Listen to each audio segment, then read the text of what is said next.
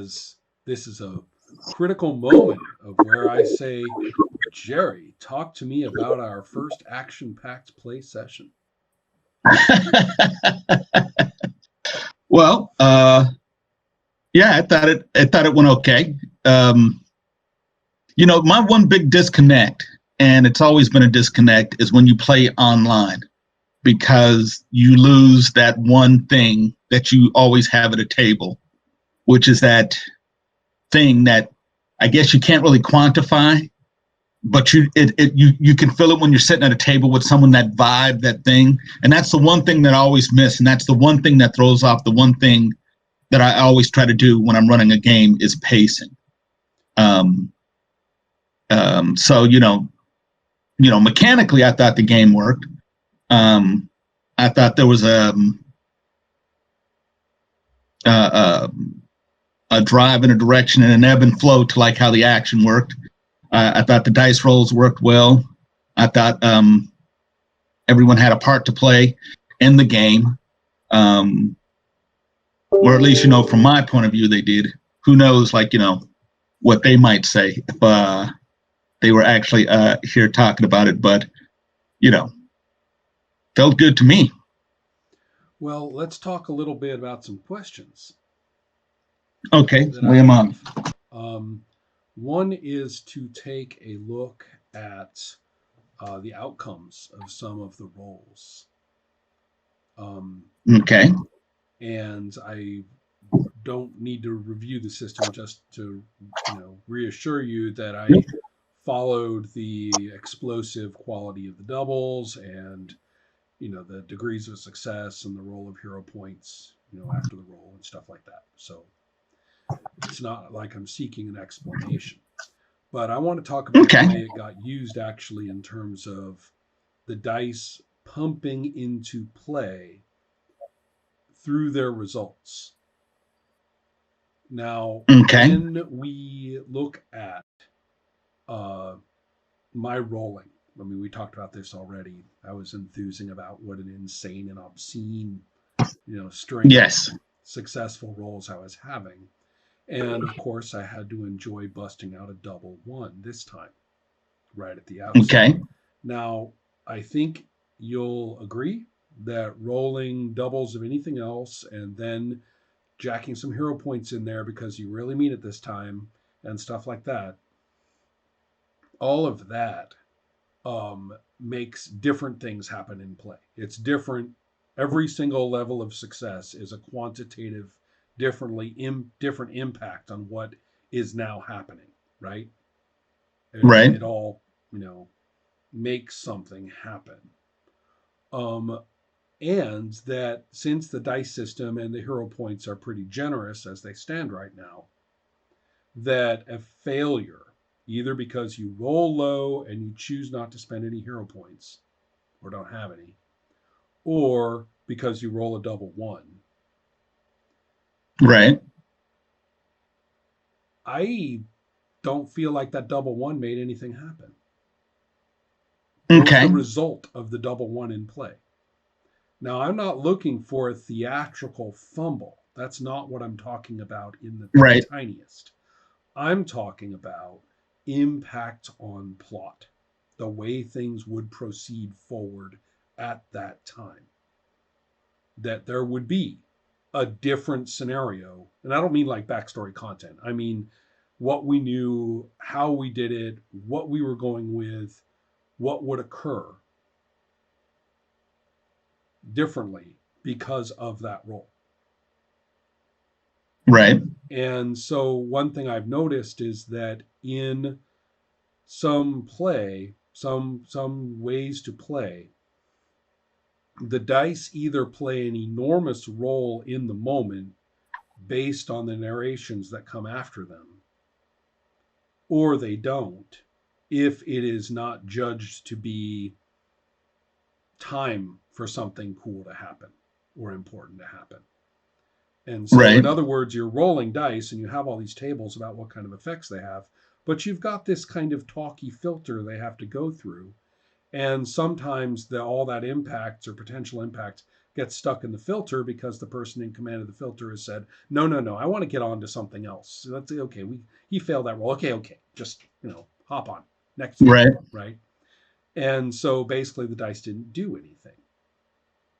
And so it's tricky. It's most obvious with failures because, as we talked about last time, I asked you what does failing mean, and the ugly truth is that they mean whatever the game master wants them to mean for their own aesthetic purposes of that moment.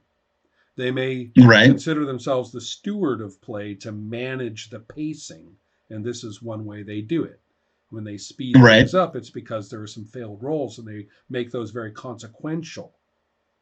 Because you failed that roll, that means the guy got to the bank and blew up that branch of it before you could get there, or something. Okay. Or other times, the very same roll for the very same skill or whatever, it's a failure. Oh, okay. And then you just keep going on and playing whatever was going on.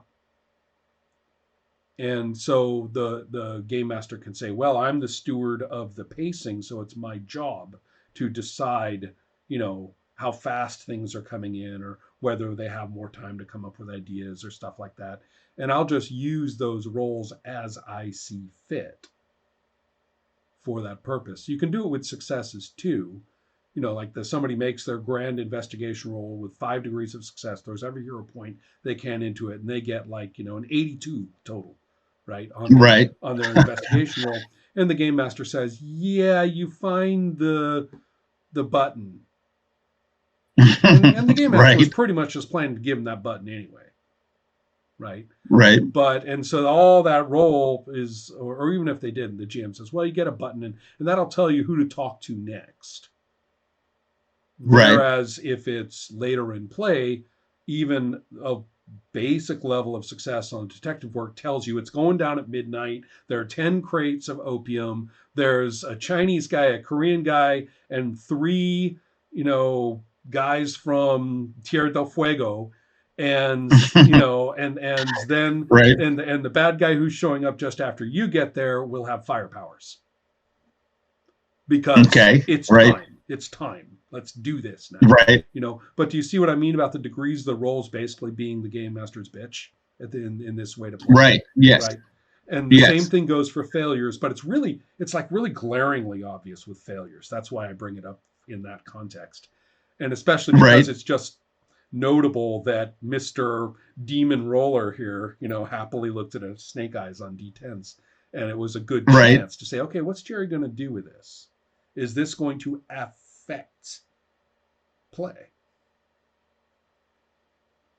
So that's, I guess, what I'm saying is let's talk about honoring your dice in terms of their impact. Are there such things as nothing rolls?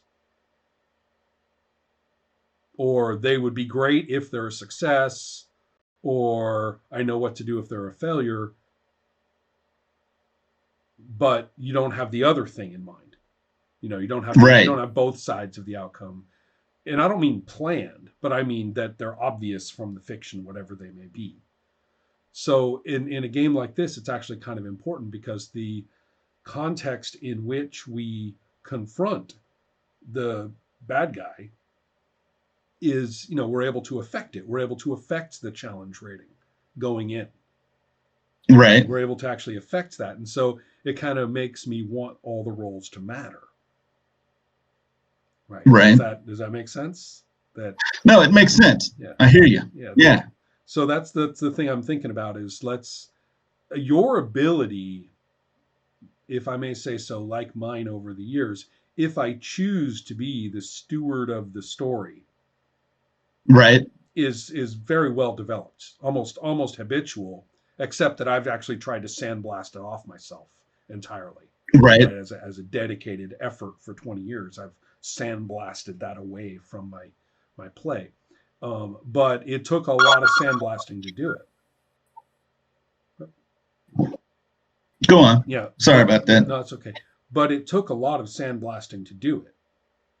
To say, excuse me, but no, I am not going to be able to, diddle the narration of this dice outcome Right. so that things proceed with what I happen to deem aesthetically to be the best, the most fun, the most interesting. I have to Right. work with, I have to play it like it lays. I have to say, this is, I said it to somebody the other day that they have to relax their inner Stanley Kubrick, who's in control of every detail, right? And Right. let the dice actually be their Stanley Kubrick. These are Right. the constraints within which you must work. And you're like, oh man, Right. Stanley, can't I just do it this way? He's like, no, the script says this, and I am Stanley Kubrick, right? And Right. so you're looking at the dice, and you're like, okay. So in this game, considering that double ones are a 1% chance, considering that the heroes by and large do some really spectacular stuff, Right. it just seems I kind of wanted to be punished by my double ones. You see what I mean? In Yeah. terms That's of our yeah. actual plot. Yeah. Yep. Yeah. No, I totally get it. I get what you're saying. And like, yeah, sat here and jotted down like some suggestions on how it could work. Mm-hmm. One would just be to, you know, pump up the aggravation pool.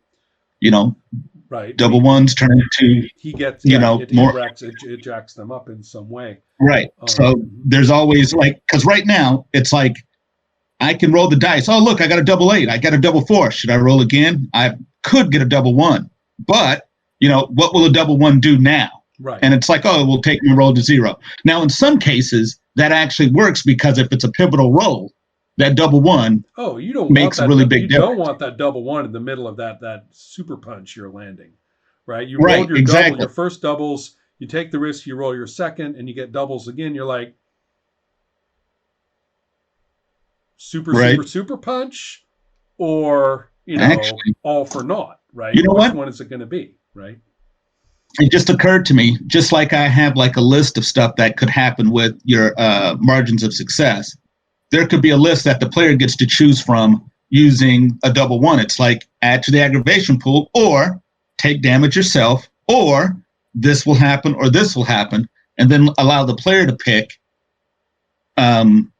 just how they get to pick from, a choice of things that could happen with, a margin of success. They could, potentially pick what could happen with a double ones.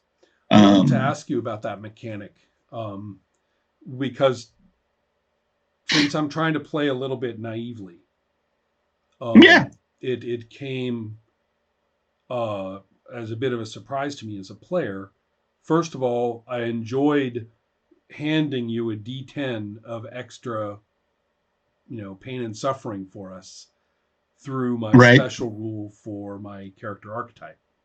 Right, right. Yeah, no, I love the that. Bravo. Yeah, the Bravo is quote not supposed to help plan because he's going to make things worse.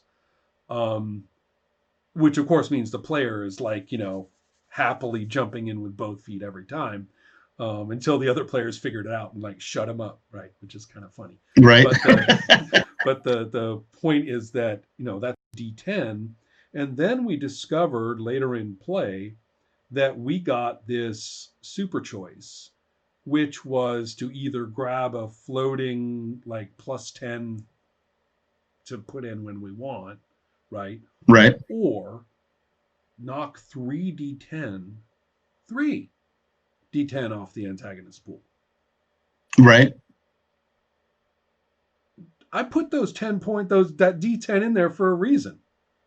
Right. I wanted that to be harder, and what, we just get to knock off 3d10 now?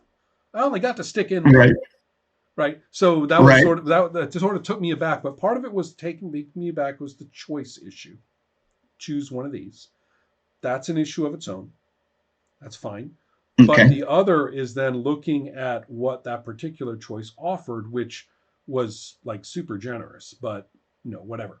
So I kind of wanted to point that out, that kind of cropped up, and I was like, wow, first of all, that's a big ass benefit relative to everything we've been able to do. Do we really get that much? Because that's a lot.